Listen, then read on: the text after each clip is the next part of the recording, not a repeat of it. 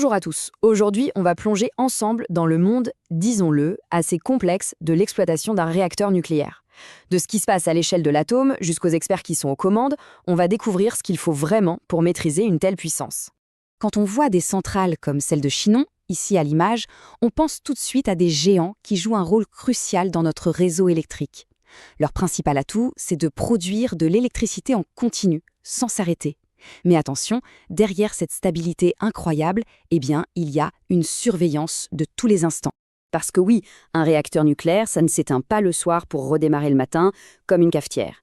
La production est constante. Et ça veut dire qu'il faut des équipes sur le pont en permanence, qui se relaient en 3 à 8 pour garantir un pilotage et une surveillance sans aucune faille.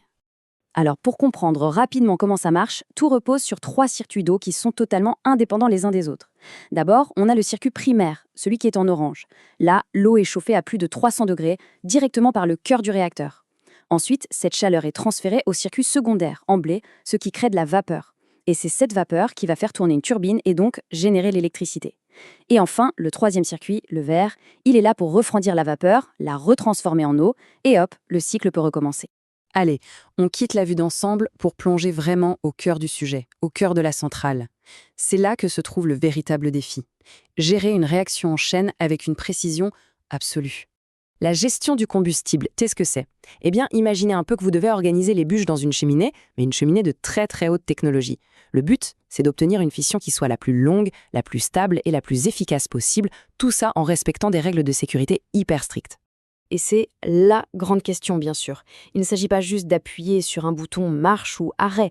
Non, c'est un vrai travail d'équilibriste en permanence où il faut jongler avec une multitude de variables pour tout optimiser. Pour piloter le réacteur, les ingénieurs ont plusieurs manettes, plusieurs leviers à leur disposition.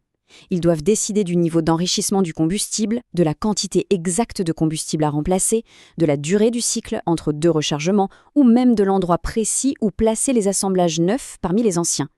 Chaque petit choix a un impact énorme sur les performances et bien sûr sur la sûreté. Vous voyez, au bout du compte, tout est une histoire de compromis.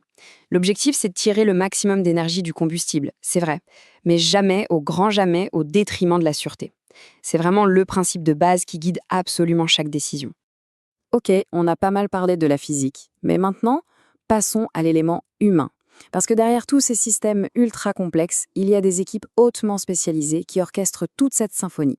Et nous y voilà, la salle de commande. C'est vraiment le cerveau de la centrale.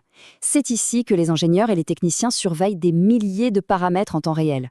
C'est depuis ces postes qu'ils pilotent le réacteur et qu'ils s'assurent que tout, absolument tout, se déroule comme prévu. Allez, premier rôle clé de cette équipe, l'ingénieur réacteur. On pourrait dire que c'est un peu l'architecte du cycle de fonctionnement du réacteur. En gros, l'ingénieur réacteur, il est responsable de la conception du cœur. C'est lui qui définit le plan de rechargement, qui prépare la séquence de démarrage et qui utilise des simulations très poussées pour prédire comment le cœur va se comporter. Son boulot, c'est de garantir que la réalité physique colle parfaitement aux prévisions et aux limites de sûreté. Passons maintenant au pilote. Si l'ingénieur réacteur est l'architecte du vol, l'ingénieur d'exploitation, lui, est aux commandes de l'avion au quotidien. Sa mission quotidienne, c'est de produire de l'électricité en toute sécurité. C'est lui qui pilote la puissance du réacteur, qui gère toutes les activités sur le site, qui se coordonne avec les équipes de maintenance, et pour être prêt à tout, il s'entraîne très régulièrement sur un simulateur à échelle 1 pour faire face à n'importe quelle situation imaginable. Et pour compléter ce trio, on a l'ingénieur sûreté. On peut le voir comme le gardien de la culture de sûreté de toute la centrale. C'est un rôle absolument essentiel. L'ingénieur sûreté, c'est l'expert qui va analyser l'impact de chaque opération, de chaque décision sur la sûreté. Il vérifie que les règles sont suivies à la lettre, il analyse les retours d'expérience et c'est aussi lui qui fait le lien technique avec les autorités de régulation. Son avis est crucial. Bien, maintenant qu'on a vu qui fait quoi aujourd'hui, projetons-nous un peu. Le monde du nucléaire est loin d'être figé. Il évolue constamment et la technologie prépare déjà la prochaine génération d'ingénierie des réacteurs. On voit une évolution très claire. D'un côté, on a le parc actuel de 2e et 3e génération qui est déjà extrêmement fiable. Mais de l'autre, les concepts du futur, comme les réacteurs de 4e génération, ils visent encore plus haut. Une sûreté encore meilleure, plus d'efficacité et surtout beaucoup moins de déchets à vie longue. Et là-dessus vient se greffer un outil qui est en train de changer la donne, l'intelligence artificielle. Son rôle, attention, ce n'est pas de remplacer l'humain, mais plutôt d'augmenter ses capacités.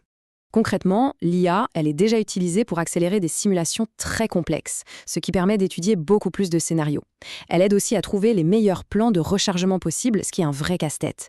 Et elle peut analyser en continu toutes les données de la centrale pour repérer une anomalie bien avant qu'un humain puisse la voir.